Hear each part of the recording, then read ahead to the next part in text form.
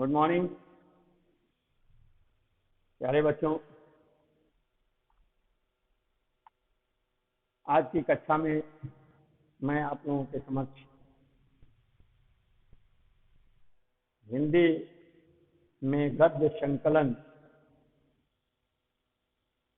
पाठ 6 जयशंकर प्रसाद द्वारा लिखित दासी नामक पाठ पढ़ेंगे। जयशंकर प्रसाद का जन्म काशी के एक संपन्न वैश्य परिवार में सन 1889 ईस्वी में हुआ। 15 नवंबर 1937 को अल्पायु में ही इनका निधन हो गया। आरंभ में ये ब्रज भाषा में रचना करते थे, पर बाद में खड़ी बोली की ओर आकर्षित हुए। 1918 में चित्राधार नाम से आपका प्रथम काव्य संग्रह प्रकाशित हुआ। इसके बाद कानन कुसुम, आंसू, कामायनी आदि प्रकाशित हुई। इनकी अन्य प्रमुख कृतियां हैं झरना, लहर, प्रेम पथिक, छाया, प्रतिध्वनि, आकाशदीप, आदि, इंद्रजाल इनके कहानी संग्रह हैं।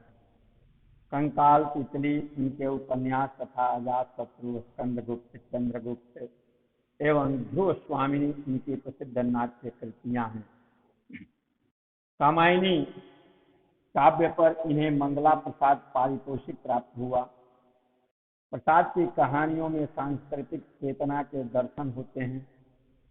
निष्कर्षतः इनकी कहानियों में भारतीय संस्कृति एवं राष्ट्रीयता का स्वर गुंजित होता है। प्यारे बच्चों, जयशंकर प्रसाद जी ने कामायनी की रचना किया।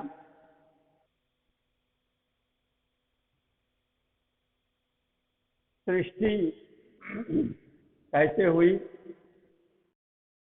और सृष्टि को,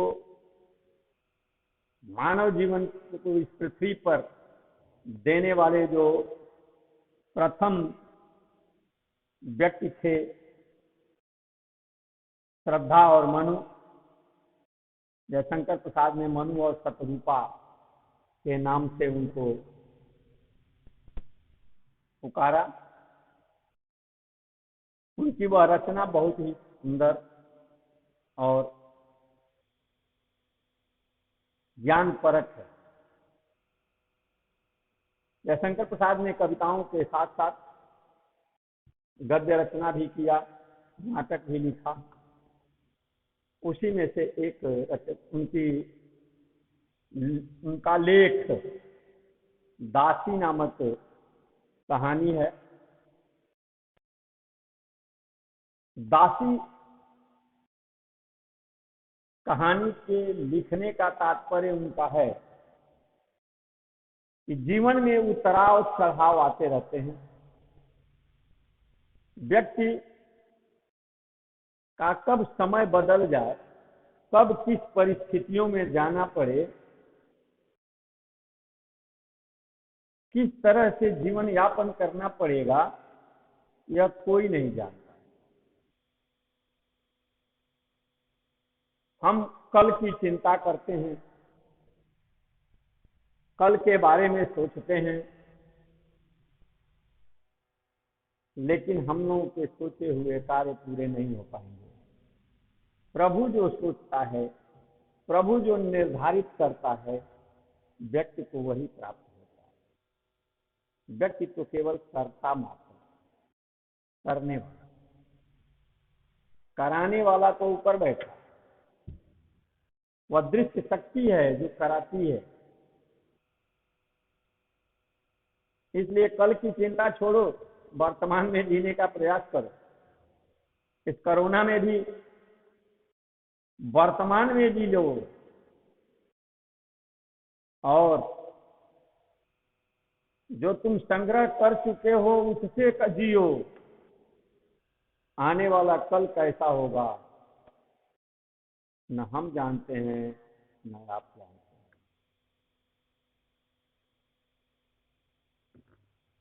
उसी तरह का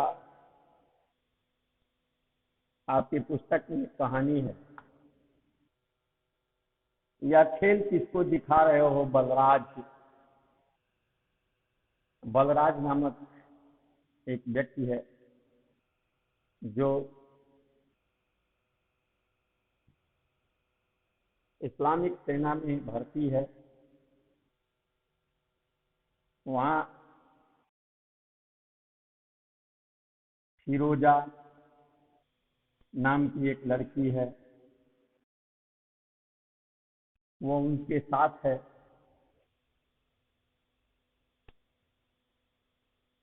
बलराज को अपने सेना में से निकाल दिया गया है। बहुत ही उदास, और उदास होने के बाद उसने निर्णय कर लिया कि मैं अब इस दुनिया में ही नहीं रहूंगा।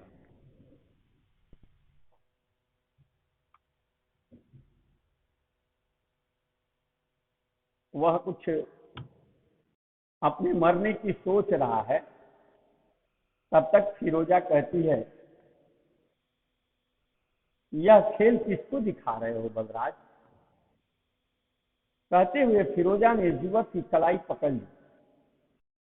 युवक की मुट्ठी में एक भयानक छुरा चमक रहा था। इस छुरे से वह अपनी आत्महत्या करने जा रहा है। फिरोजा ने उसके हाथ को पकड़ लिया। उसने झुठलाकर फिरोजा की तरफ देखा। वह खिलखिलाकर हंस पड़ी। फिरोजा युवती से अधिक बालिका थी। बालपन था उसके अंदर। युवती हो चुकी थी, परंतु उसके अंदर बालपन ज्यादा था। अल्हड़पन, चंचलता और हंसी से बनी हुई वह सुर्ख बाला सब हृदयों के स्नेह के समीप थी। वह हमेशा अल्हड़पन थी, चंचल थी, हंसती रहती थी, तुर्क जात की रहने वाली थी। उसने अपने इस अल्हड़पन से, कुछ मिजाजी से सबके मन को मोह ली थी। नीली नसों से जकड़ी हुई बलराज की पुष्ट कलाई उन कोमल अंगुलियों के बीच में शिथिल हो गई। बलराज की वह मोटी ताजी भुजा भी उस कोमल हाथ के पकड़ लेने से शिथिल हो गई। उसने कहा, फिरोजा तुम मेरे सुख में बाधा दे रही हो। उसने कहा कि फिरोजा मुझे छोड़ दो, मुझे इस दुनिया में सुख नहीं मिल रहा। मैं बहुत ही उदास हूँ, बहुत चिंतित हूँ, बहुत दुखी हूँ, मुझे छोड़ दो, मैं आत्महत्या करके सुखी हो जाऊंगा। लेकिन इस समय मुझे बहुत दुख है, मेरे सुख को मत छीनो। सुख जीने में है बलराज। ऐसी हरी भरी दुनिया, फूल बेलों से सजे हुए नदियों के सुंदर किनारे, सुनहला सवेरा, चांदी की रातें, इन सब के से मुंह मोड़कर आंखें बंद कर लेना, यही सुख है क्या? कभी नहीं। सबसे बढ़कर तो इसमें हम लोगों की उछल कूद का तमाशा है। मैं तुम्हें मरने नहीं दूंगी बलराज, मरने नहीं दूंगी। इसका है क्यों? कहती है, यूं ही बेकार मर जाना? वाह, ऐसा नहीं हो सकता। जेहून के किनारे तुर्कों से लड़ते हुए मर जाना दूसरी बात। जब युद्ध हो रहा था जेहून के किनारे, तुर्कों से युद्ध हो रहा था, उसमें तो तुम मरे ही नहीं। उसी समय अगर युद्ध करते हुए मर गए होते तो वीर गति को प्राप्त कर लेते। तब मैं तुम्हारी कब्र बनवाती, उस पर फूल चढ़ाती, पर इस गजनी नदी के किनारे अपना छुरा अपने कलेजे में भोंक कर मत मर जाना बचपना नहीं है तो और क्या है? नदी के किनारे सुनसान स्थान पर अकेले आकर के छुरा भोंक करके मर जाना, ये क्या है? यह बचपना है। अगर मरे होते तो बहादुरी के साथ मरे होते, तो मैं तुम्हारी कब्र बनवा कर उस पर फूल माला चाहती, क्योंकि तुम शहीद होते, अमर हो जाते। बलराज ने देखा सुल्तान मसूद के शिल्पकला प्रेम की गंभीर प्रतिमा गजनी नदी पर एक कमानी वाला पुल अपनी उदास छाया जलधारा पर डाल रहा है। उसने कहा, वही तो, न जाने क्यों मैं उसी दिन नहीं मरा जिस दिन मेरे इतने वीर साथी कटार से लिपट कर इसी गजनी की गोद में सोने चले गए। फिरोजा, उन वीर आत्माओं का वह शोचनीय अंत तुम उस अपमान को नहीं समझ सकते हो। सुल्तान ने सिलजुकों से हारे हुए तुर्क और हिंदू दोनों को ही नौकरी से अलग कर दिया, पर तुर्कों ने तो मरने की बात नहीं सोची। कुछ भी हो, तुर्क सुल्तान के अपने लोगों में हैं और हिंदू बेगाने ही हैं। फिरोजा, यह अपमान मरने से बढ़कर। कुछ भी हो, तुर्क तुर्क जात क्या है और हिंदू बेगाने उनके लिए हैं, इसलिए हिंदुओं को वह उपेक्षित करते हैं और तुर्कों को अपना लेते हैं, और यह व्यवहार हम हिंदुओं के मरने से बढ़कर है। कहती हैं कि और आज किस लिए मरने जा रहे थे? वह सुनकर क्या करोगी फिरोजा? बलराज कहता है। छुरा फेंक कर एक लंबी सांस लेकर चुप हो जाता है। फिरोजा ने उसका कंधा पकड़कर हिलाते हुए कहा, सुनूंगी क्यों नहीं? अपनी, हाँ उसी के लिए। कौन है वह? कैसी है? बलराज, गोरी सी है, मेरी ही तरह। वह भी दुबली पतली है ना, कानों में कुछ पहनती है और गले में, पता है बलराज, कुछ नहीं। फिरोजा, मेरी ही तरह वह भी कंगाल है। मैंने उससे कहा था कि लड़ाई पर जाऊंगा और सुल्तान की लूट में मुझे भी चांदी सोने का ढेर मिलेगा। जब अमीर हो जाऊंगा तब आकर तुमसे ब्याह करूंगा। वादा कर चुका था एक गरीब लड़की से, ढेर सारा सोना जब जीत कर लाऊंगा तो तुम्हारे पास आकर तुमसे विवाह करूंगा। तब तक तुम मेरी प्रतीक्षा करना।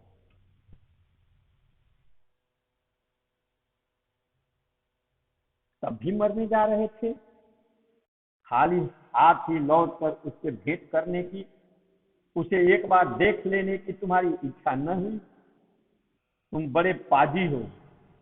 जाओ, मरो या जियो, मैं तुमसे न बोलूंगी। कहती है फिरोजा की, तुम तो बड़े कायर हो। अरे अगर जीत नहीं सके तो तूने तो उससे प्यार किया है। क्या तेरा जी नहीं किया कि एक बार उसकी तरफ जाकर भी देखो, वो किस दशा में पड़ी हुई है, क्या हो रहा है उसके साथ? तुमको तो देखना भी तो चाहिए। तुम बड़े पाजी हो, बड़े मूर्ख हो। जाओ, मैं तुमसे भी बात नहीं करूंगी। और यह कह करके फिरोजा ने सचमुच मुंह फेर लिया। वह जैसे रूठ गई थी। बलराज को उसके भोलेपन पर हंसी न आ सकी। वह सोचने लगा, फिरोजा के हृदय में कितना स्नेह, कितना उल्लास है। उसने पूछा, फिरोजा, तुम भी तो लड़ाई में पकड़ी हुई गुलामी भुगत रही हो। क्या तुमने कभी अपने जीवन पर विचार किया है? किस बात का उल्लास है तुम्हें? क्यों इतना खुशियां मनाती हो? तुम भी तो गुलामी झेल रही हो। मैं अब गुलामी में नहीं रह सकूंगी। अहमद जब हिंदुस्तान जाने लगा था तभी उसने राजा साहब से कहा था कि मैं 1000 सोने के सिक्के भेजूंगा। भाई तिलक, तुम उसे लेकर फिरोजा को छोड़ देना, और वह हिंदुस्तान आना चाहे तो उसे भेज देना। अब वह थैली आती ही होगी, मैं छुटकारा पा जाऊंगी, और गुलाम ही रहने पर रोने की कौन सी बात है। मर जाने की इतनी जल्दी क्यों? तुम देख नहीं रहे हो कि तुर्कों में एक नई लहर आई है? दुनिया ने उनके लिए जैसे छाती खोल दी है। जो आज गुलाम है वही कल सुल्तान हो सकता है। फिर रोना किस बात है? जितनी देर हंस सकती हूँ उस समय को रोने में क्यों बिताऊं? जो होगा तो होगा, क्यों रोना है? प्रसन्नता से जीऊं, जितना दिन तक रहूं प्रसन्न रहूं। रोने से क्या फायदा? तुम्हारा सुखमय जीवन और भी लंबा हो फिरोजा। किंतु आज तुमने जो मुझे मरने से रोक दिया, यह अच्छा नहीं किया। कहती तो हूं बेकार न मरो। क्या तुम्हारे मरने के लिए कोई और जगह नहीं है क्या? कोई और अवसर नहीं आएगा क्या? कुछ भी नहीं फिरोजा। हमारी धार्मिक भावनाएं बटी हुई, सामाजिक जीवन दम्भ से और राजनीतिक क्षेत्र कलह और स्वार्थ से जकड़ा हुआ। शक्तियां हैं पर उनका कोई केंद्र नहीं। किस पर अभिमान हो, किसके लिए प्राण दूं?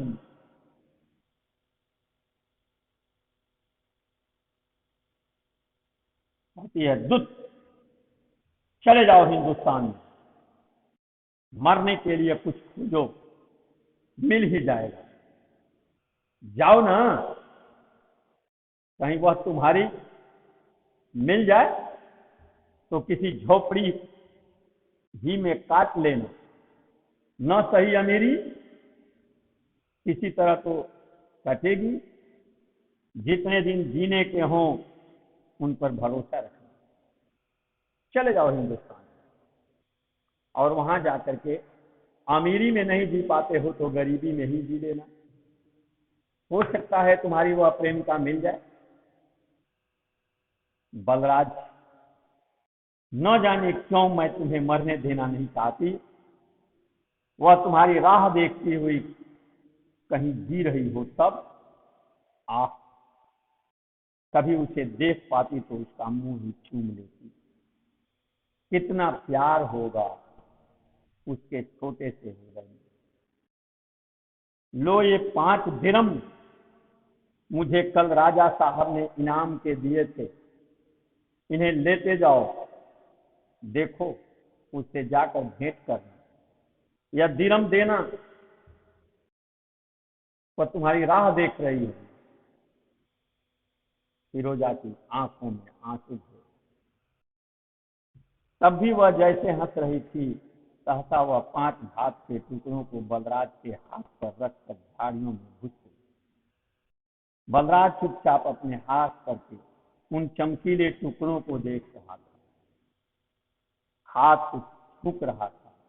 धीरे धीरे टुकड़े उसके हाथ से खिसक गए। वह बैठ गया। सामने एक पुरुष खड़ा मुस्कुरा रहा। वह उन ख्वाबों में डूब गया, और उसके हाथ से वो टुकड़े जमीन पर गिर गए और वो भी बैठ गया। तभी एक पुरुष उसके सामने आकर के हंस रहा और कहता है, बलराज। कहता है, राजा साहब। जैसे आंख खोलते हुए बलराज ने कहा और उठकर खड़ा हो गया। मैं सब सुन रहा था। तुम हिंदुस्तान चले जाओ, मैं भी तुमको यही सलाह दूंगा, किंतु एक बात है। बलराज कहता है, वह क्या राजा साहब? राजा साहब कहते हैं, मैं तुम्हारे दुख का अनुभव कर रहा हूं। जो बातें तुमने अभी फिरोजा से कही, उन्हें सुनकर मेरा हृदय विचलित हो उठा। किंतु क्या करूं, आकांक्षा का नशा पी लिया हूं, वही मुझे बेबस किया। जिस दुख से मनुष्य छाती फाड़ कर चिल्लाने लगता हो, सिर पीटने लगता हो, वैसी प्रतिकूल परिस्थितियों में भी मैं केवल सिर नीचा कर चुप रहना अच्छा समझता। क्या ही अच्छा होता कि जिस मुक्त सुख से आनंदातिरेक से मनुष्य उन्मत्त हो जाता है, उसे भी मुस्कुरा कर टाल दिया करूं, तो नहीं हो। एक साधारण स्थिति में मैं सुल्तान के सलाहकारों के पद तक तो पहुंच गया हूं।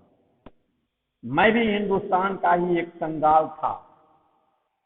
प्रतिदिन ही मर्यादा बुद्धि, राजकीय विश्वास और उसमें सुख की अनुभूति ने मेरे जीवन को पहेली बना करके जाने छोड़ दिया। जाने दो, मैंने सुल्तान के दरबार से जितना सीखा है वही मेरे लिए बहुत है। एक बनावटी गंभीरता, छलपूर्ण विनय, ओह कितना भीषण है वह विचार। मैं धीरे धीरे इतना बन गया हूं कि मेरी सहृदयता घूंघट पलटने नहीं पाती। लोगों को मेरी छाती में हृदय के होने का संदेह हो चला है। फिर भी मैं तुमसे अपनी सहृदयता क्यों प्रकट करूं? तब भी आज तुमने मेरे स्वभाव की धारा का बांध तोड़ दिया है और मैं विचलित हूं। बस राजा साहब, और कुछ न कहिए, मैं जाता हूं। मैं समझ गया कि राजा कहता है, ठहरो, मुझे अधिक अवकाश नहीं है। कल यहाँ से कुछ विद्रोही गुलाम अहमद नियाज़-उद-दौला के पास लाहौर जाने वाले हैं। उन्हीं के साथ तुम चले जाओ। यह लो, कहते हुए सुल्तान के विश्वासी राजा तिलक ने बलराज के हाथों में थैली रखी। बलराज वहां से चुपचाप चल पड़ा। तिलक सुल्तान महमूद का अत्यंत विश्वास पात्र हिंदू कर्मचारी, अपने बुद्धि बल से कट्टर यौनों के बीच अपनी प्रतिष्ठा दृढ़ रखने के कारण सुल्तान मसूद के शासनकाल में भी वह उपेक्षा का पात्र नहीं था। फिर भी वह अपने को हिंदू ही समझता था। चाहे अन्य लोग उसे जो भी समझते रहे हों, बलराज की बातें वह सुन चुका था। आज उसकी मनोवृत्तियों में भयानक हलचल थी। सहसा उसने पुकारा, फिरोजा। झाड़ियों से निकल करके फिरोजा ने उसके सामने सिर झुका दिया। तिलक ने उसके सिर पर हाथ रखते हुए कोमल स्वर में पूछा, फिरोजा, तुम अहमद के पास हिंदुस्तान जाना चाहती हो? क्योंकि फिरोजा का प्रेमी अहमद था जो हिंदुस्तान में। फिरोजा के हृदय में कंपन होने लगा। वह कुछ न बोली। कहा गया है कि मौनम स्वीकार लक्षण। अगर व्यक्ति कोई बात सुन करके मौन हो जाए तो मान लेना चाहिए कि उस व्यक्ति के पास कोई स्वीकार है। तिलक ने कहा, डरो मत, साफ साफ कहो, क्या अहमद ने आपके पास दिनार भेज दी? कहकर फिरोजा ने अपनी उत्कंठा भरी आंखें उठाई। तिलक ने हंसकर कहा, तो उसने नहीं भेजी। तब भी तुम जाना चाहती हो तो मुझसे कहो। मैं क्या कह सकती हूँ जैसी मेरी। कहते कहते उसकी आंखों में आंसू छलछला उठे। तिलक ने कहा, फिरोजा, तुम जा सकती हो। सोने के टुकड़ों के लिए मैं तुम्हारा हृदय नहीं कुचलना चाहता। दो हृदय का जो प्रेम है उसको पैसों के लिए मैं कुचलना नहीं चाहता हूं। तुम चाहो तो जा सकती हो। कहती है फिरोजा, सच? आश्चर्य भरी कृतज्ञता उसकी वाणी में। तो मुझे मुक्त कर दिया गया। कहा गया है कि संसार में हो कष्ट कम तो नरक में पहुंचाइए, पर हे दयानिधि दासता का दुख मत दिखलाइए।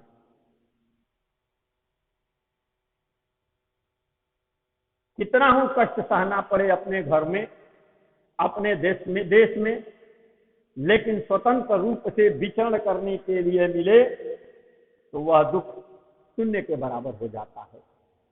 परंतु दूसरे के वहां गुलामी करना, कितना हूं सुख से भरा हो, परंतु वह सुख दुख की पराकाष्ठा पर पहुंच जाता है और व्यक्ति के हृदय में कभी भी सुख की अनुभूति नहीं होती है। इसलिए स्वतंत्र रह करके जीना ही हर व्यक्ति चाहता है। प्यारे बच्चों, मैं आज यहीं विराम देता हूं। पुनः कल के आगे हम सब पढ़ेंगे और आप लोग इस पर आधारित लंबा लेसन है, इसलिए जहाँ तक पढ़ा दिए उतना का एक्सरसाइज में प्रश्न उत्तर लिख लीजिएगा। धन्यवाद।